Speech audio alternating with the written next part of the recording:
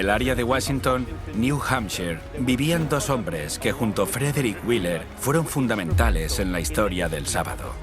Son Thomas Preble y Cyrus Farnsworth.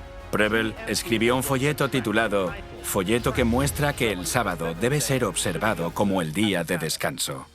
Este folleto fue muy importante. Se leyó en Paris Hill, Maine, y también llegó a la casa de Joseph Bates. Bates lo leyó y se convenció acerca de ello, pero quería investigar más a fondo. Joseph Bates escuchó acerca de un grupo de guardadores del sábado en Washington, New Hampshire, y antes de tomar una decisión, quiso visitarles. Viajó en tren y en carro hasta la ciudad de Hillsborough, donde vivía Frederick Wheeler. Llegó a las 10 de la noche, pero a pesar de ello, le invitaron a pasar. Dijo que quería estudiar todos los argumentos bíblicos a favor del sábado. Aquella noche, ambos estudiaron la Biblia y hablaron durante toda la noche hasta la mañana. Joseph Bates tomó notas. Por la mañana, ambos oraron y prometieron dedicar sus vidas a la predicación de la verdad del sábado.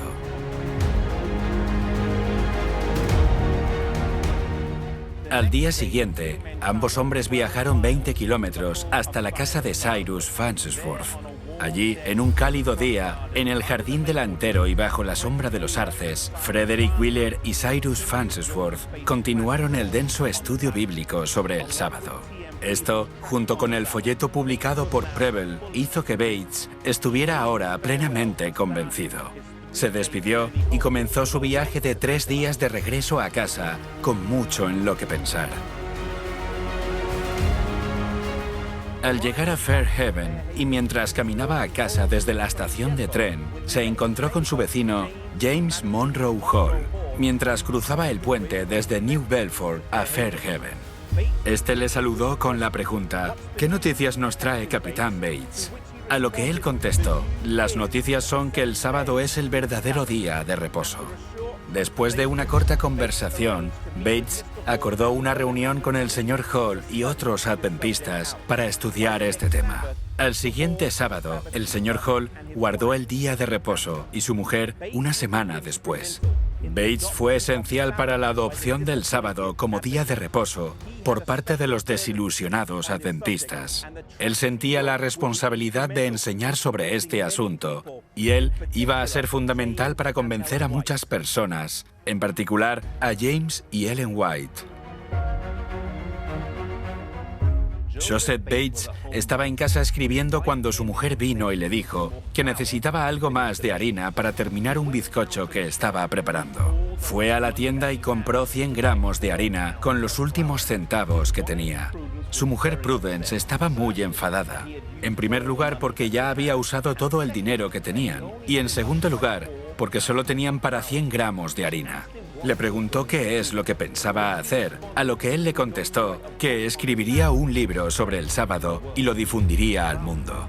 Al cabo de media hora, sintió que debía ir a la oficina de correos. Cuando llegó, había una carta para él. No tenía dinero ni aún para pagar la carta, pero le pidió al de la oficina de correos que la abriera por él.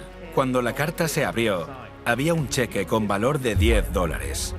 Utilizó el dinero para comprar todo tipo de víveres en la tienda y pagar la publicación sobre el sábado que estaba preparando.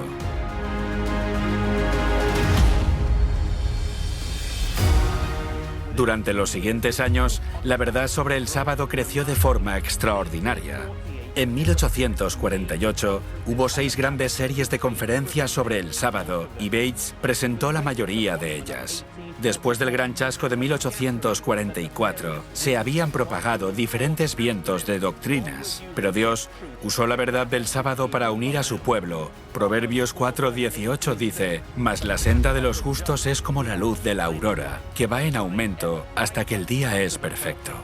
Dios poco a poco estaba guiando a su pueblo hacia una comprensión completa de su palabra.